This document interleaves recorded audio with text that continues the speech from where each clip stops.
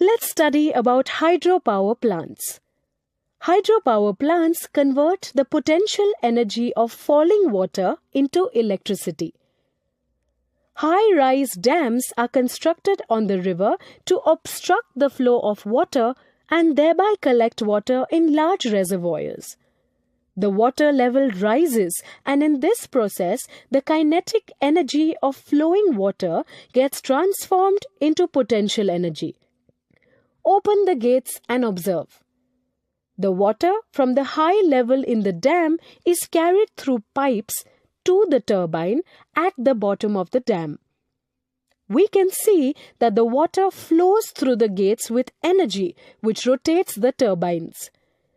The turbines rotate the rotors of the generators, and generators convert this mechanical energy to electrical energy, which lights the lamp.